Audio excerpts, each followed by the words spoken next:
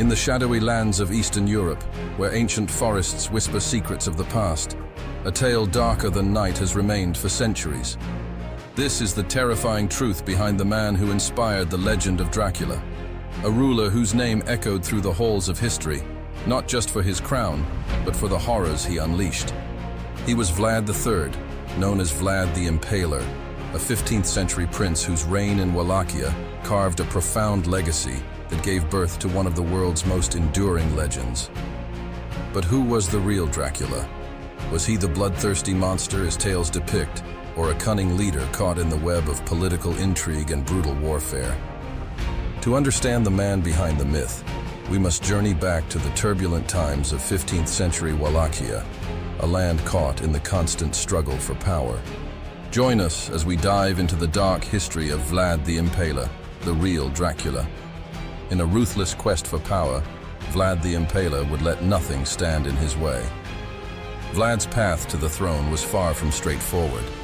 In Wallachia, where power was as shifting as the wind, Vlad's determination and cunning were his greatest allies. He was a prince by birth and sheer force of will, navigating the treacherous waters of Wallachian politics. The landscape of power in Wallachia was ever-changing, influenced by the towering presence of the Ottoman Empire to the south and Hungary to the north. In this high-stakes game, Vlad's rule was anything but assured. Vlad faced a major challenge from within, the boyars of Wallachia. These powerful nobles held significant influence, and their support was crucial for any ruler. Yet, they were known for treachery, often switching allegiances between Wallachian princes and foreign powers. Vlad knew that he had to stop the boyars to claim and secure his throne. His methods were uncompromising, earning him both fear and respect.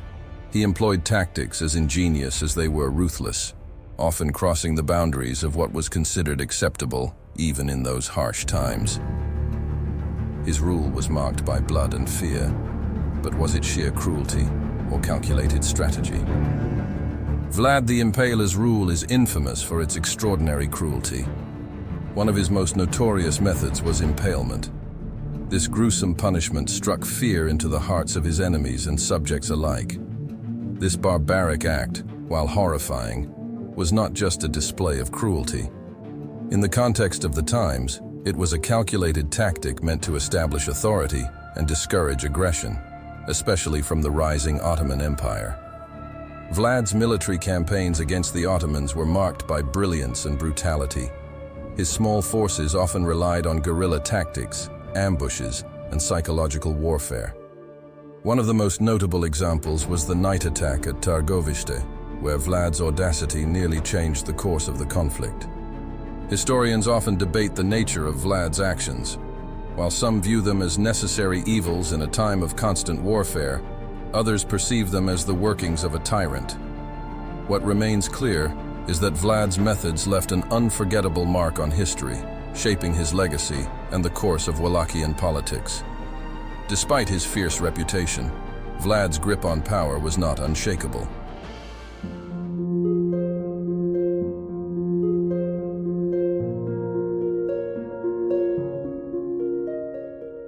Every reign has its end, but for Vlad, it came with betrayal and a fight to the death. As the tides of power ebbed and flowed, Vlad became increasingly isolated. The same ruthlessness that had once secured his throne now planted the seeds of dissent among his allies. Betrayal lurked in the shadows of his court, as many whom Vlad once trusted turned against him. The alliances that had once bolstered Vlad's reign began to crumble. Long suppressed under his iron rule, the boyars saw opportunities to reclaim their power. Meanwhile, the ever-expanding Ottoman Empire continued to exert pressure, exploiting the growing instability in Wallachia. In a twist of fate, Vlad was captured and became a prisoner. The details of his imprisonment remain shrouded in mystery, with accounts varying from harsh confinement to a more comfortable house arrest, depending on the source. The end of Vlad the Impaler is as mysterious as his life. Some say he died in battle, fighting to the last. Others whisper of assassination in his cell, a quiet end for a life marked by violence. His final resting place remains unknown, adding to the legend surrounding him.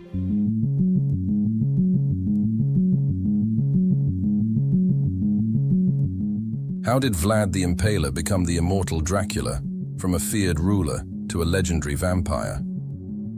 It began centuries after his death, in the Victorian era, with the publication of a novel by Irish author Bram Stoker. Stoker's Dracula was a work of fiction, but it drew on Eastern Europe's real history and folklore. While Stoker never explicitly stated that his Count Dracula was Vlad the Impaler, the connections are undeniable. The novel's setting in Transylvania, the character's aristocratic background, and his fearsome reputation all echo the life of Vlad. Over time, the character of Dracula transcended the pages of Stoker's novel, becoming a cultural icon. Through countless adaptations in movies, literature, and art, the image of Dracula has evolved. Today, the name Dracula summons images of a supernatural vampire, far removed from the 15th century Wallachian prince. Yet, at the heart of this legend lies the real story of Vlad the Impaler, a tale of a ruler whose life was marked by war, power, and a legacy that refused to die.